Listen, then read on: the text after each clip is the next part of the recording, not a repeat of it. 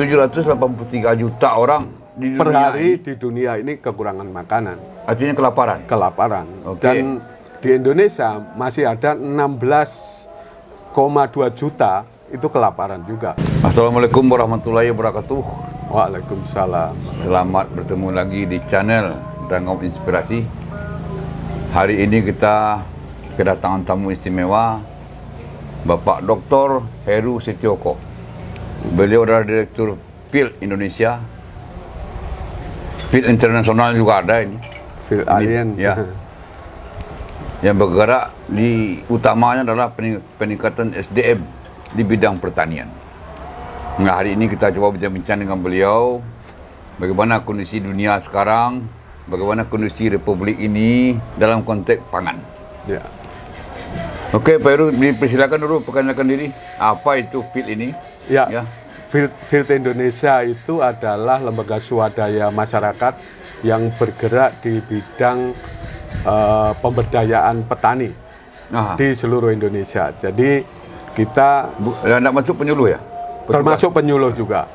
Kita sekarang punya program di 8 provinsi pertanian udara bersih.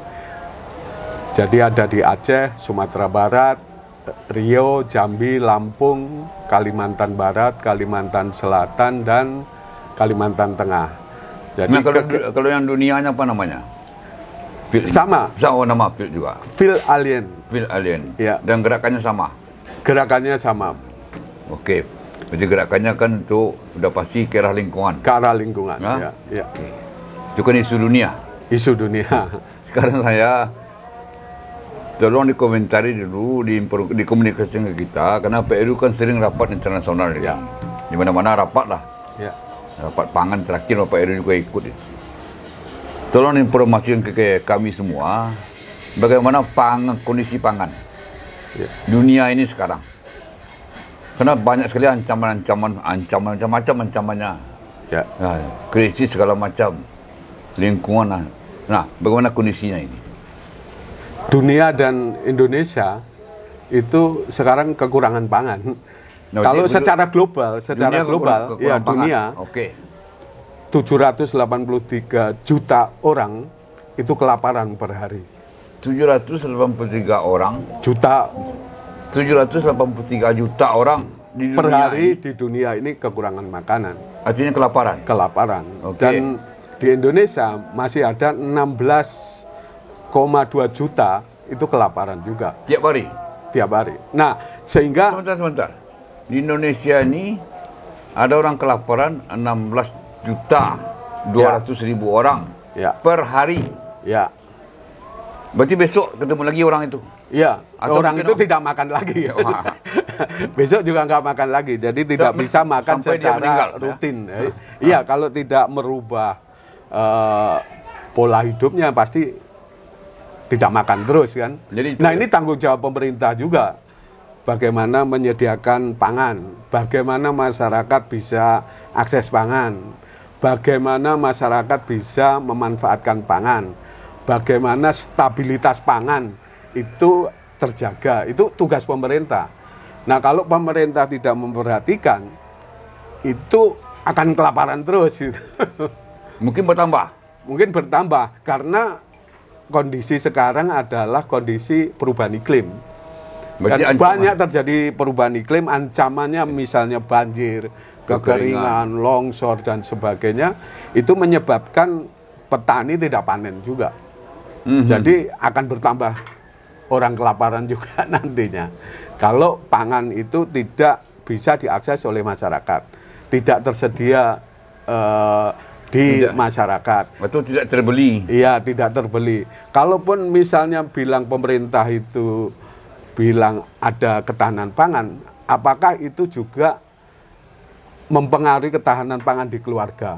Kemungkinan tidak kan, tidak sampai ke keluarga. Keluarga tetap aja banyak yang miskin, banyak yang lapar. Gitu. Oke. Berarti persoalan kita di dunia ini kekurangan pangan. Ya. Sehingga hampir 800 juta per hari kelaparan. Ya. Di Indonesia 16,2 juta. Ya. Kelaparan Setiap hari. Ya. Terus Dunia gerakannya sekarang? Dunia sekarang Atau apa harapannya?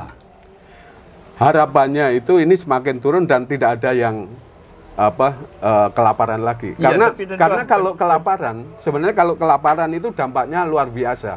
Satu, orang itu menjadi tidak kognitifnya itu terganggu, perkembangan kognitifnya Kalau itu anak dia terganggu. stunting itu. Ya, kekurangan gizi. Kemudian cara berpikirnya sudah terganggu. Jadi secara mental terganggu.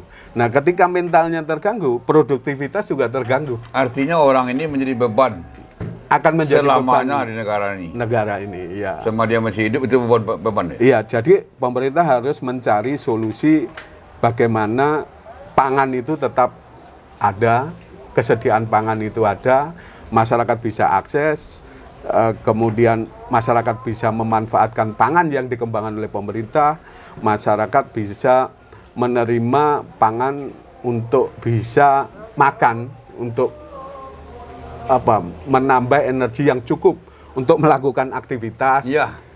yang normal saja, aktivitas yang normal saja. Nah itu kan yang bertani kan bukan pemerintah. Ya, Pemerintah kan sebagai fasilitator, ya, memotivasi, ya, memfasilitasi kan gitu. ya, ya. Nah, sejauh ini setahu saya banyak persoalan ini sekarang. Ya, Banyak persoalan di samping itu hambatan iklim, ya, masalah pupuk, ya, masalah benih, ya, ya, ya, dan lain-lain.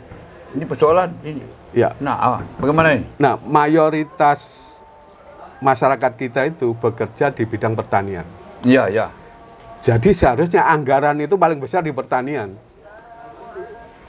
untuk mengembangkan pangan di Indonesia atau di dunia Oleh negara-negara karena lain. Pak Heru ini bergerak di bidang SDM pertanian, Ya, gimana kondisi penyuluh kita? Cara berpikirnya negara ini terhadap penyuluhan pertanian. ya, Mulai dari pusatnya sampai ke bawahnya. ya. Gimana? Kalau Pandang Pak Heru ini. kebetulan kita lagi survei penyuluh juga kan. Nah. Jadi penyuluh itu tidak ada uang untuk kegiatan kan di lapangan. Transport juga minimum. Bagaimana dia bisa mendampingi wilayah yang sangat luas itu di desanya itu. Artinya Karena penyuluhnya tidak terperhatikan. tidak diperhatikan. Mulai Dari nasional, ya dari nasional anggarannya nggak diturunkan, katanya dikasih bintang. Ya. Nah ini kan menjadi hambatan yang besar bagi kegiatan di pertanian. Nah kalau kegiatan di pertanian terganggu, maka pangan juga akan terganggu. Nah kemungkinan juga kelaparan akan bertambah gitu. Sekarang tahu enggak Pak Heru berapa cadangan pangan kita sekarang di Indonesia ini? Cadangan pangan tidak tahu persis Ya, ya, ya. tetapi Biasanya kan cuma 3 bulan. kalau melihat 16,2 juta orang masih kelaparan, itu pasti itu hanya sekitar 88% Pak. Tapi yang 5,9% itu masih kelaparan. Nah, cadangan nggak cukup jadinya kan, karena terbukti bahwa masyarakat masih ada kelaparan 5,9%. Produksi padi kita setiap tahun ini turun kali ya? Iya turun karena ada banjir, karena ada kekeringan. Ya berarti kan harus merubah strategi ini. Harus rubah strategi. Merubah strateginya. Ya, Kalau masih strateginya itu ke itu juga, ya mandek seperti ini, stagnan. pengadaan arsin, Iya. pengadaan semua, Iya, itu mubazir rasanya ya. iya. Jadi kalau bisa malah tidak menggunakan alat-alat berat, mesin. Kenapa? Karena ada metode baru yang dikenalkan, ya.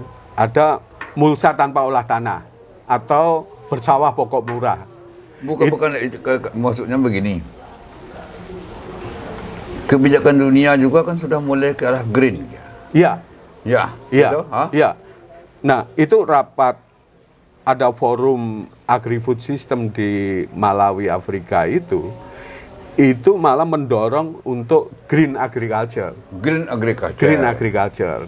Nah, kemudian melibatkan milenial di dalam pengembangan pertanian. Kemudian juga melibatkan pakar-pakar untuk mengembangkan inovasi. Jadi rapat di bidang terakhir itu pertanian. minta pertama green agriculture, Ya, melibatkan milenial milenial di bidang pertanian, ya, pengembangan inovasi, pengembangan inovasi, kemudian juga pengembangan pangan berbasis lokal. pengembangan pangan berbasis lokal. Berarti pangan lokal harus diangkat lagi. Iya, diangkat lagi. Itu hasil rapat dunia itu. Iya, itu di Afrika itu malah satu kelompok itu sebelum melakukan kegiatan, dia buat visi selama 5 tahun. Apa yang diwujudkan dalam 5 tahun. 1 tahun mau punya apa? 2 tahun mau punya apa? 3 tahun mau punya apa? 4 tahun, 5 tahun. Nah, itu nyambung nggak ke Kementerian Pertanian kita sekarang ini? nggak nyambung. Kenapa? Karena pertanian sekarang ini sekolah lapangan malah Ya, bukan itu maksudnya. Pengen dunia itu green agriculture. Ya, Paham nggak nyambung nggak ke kementerian ini? Itu kan dunia tadi. ya hanya sedikit lakukan. Tetapi banyak yang tidak nyambung karena pemerintah itu menggunakan basis input dari luar, kimia. Ya. Oh, contoh pestisida. Pupuk, kimia, ya pestisida. Oh ya. Nah, padahal Jumlah kalau pestisida green, kita lebih 3.000 dong formulasi ini di Indonesia ini. iya, Luar biasa itu. luar biasa besar. Bagaimana mau green itu? Iya, jadi memang harus dikurangi. Dan bagaimana kita bertani dengan mudah, murah, dan produktivitasnya meningkat. Dan pertaniannya bisa meningkatkan kesuburan tanah. Harus green. Harus green. Nah, ini kuncinya green. Iya, Tapi masuk udah ke otak orang-orang yang berkuasa sekarang. iya. Nah, dunia dengan merah sekarang hampir 90 negara menerapkan sekolah lapangan. Indonesia malah hilang itu. Sekolah Sedikit-sedikit lapang itu, iya, sekolah Pak lapangan. Heru, itu di Indonesia itu anunya, Iya, nenek moyangnya. lahir di Nenek Indonesia. moyang di Indonesia. Iya, lahir di Indonesia. Nah, ketika dikembangkan di negara di mana-mana di dunia, ini. di 90 negara, Terus kita melupakan. Phil tetap diundang karena konsisten terhadap pengembangan itu. SDM. Ya, SDM-nya. Terus dan di Indonesia hilang deh programnya. Hilang, hanya kecil-kecil yang didanai oleh provinsi, misalnya Sumbar kan.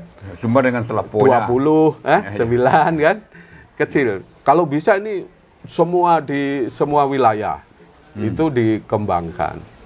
Itu luar biasa. Dan ini kan mendukung visi gubernur juga kalau di Sumatera Barat. Iya kayak ya. Ya. Dan artinya ini juga akan memperbaiki perekonomian di Indonesia. Kalau produksi meningkat, pendapatan meningkat juga. Iya, ya. Ya. Kalau itu jelas itu. Ya, Maksud saya itu kan dunia bagaimana, Indonesia bagaimana. ya. Kalau Sumber mudah-mudahan kita akan coba mengikuti Ya. keinginan-keinginan yang betul-betul yang green itu. Yang jelas dunia sekarang bergerak di green agriculture. Bagaimana dengan metode sekolah lapangan itu dia ingin meningkatkan produksi dengan tanpa kimia. Dan Indonesia seharusnya mengikuti juga visi dunia. Kalau enggak kita juga akan ketinggalan. Baiklah Peru, mudah-mudahan diskusi pendek kita ini Ya. didengar oleh kawan-kawan di mana-mana, dan bagi siapa yang mendengar ini tolong komunikasikanlah ke semua level, Ya. sehingga kita tidak menjadi orang terpinggirkan di dunia ini, Ya. tidak menjadi orang yang dianggap bodoh Ya. atau negara barbar dikatakan orang. Mudah-mudahan lah ke depan. Mudah-mudahan. Terima kasih Sama-sama, Pak. Heru. Mudah-mudahan lain waktu kita ketemu lagi. Amin. Ya. Ya, siap. Terima kasih kawan-kawan. Banyak maaf. Assalamualaikum warahmatullahi wabarakatuh. Video kami kali ini, terima kasih sudah menonton. Jangan lupa untuk like, komen, dan subscribe untuk mengikuti perkembangan terbaru dari channel ini. Sampai jumpa di video selanjutnya.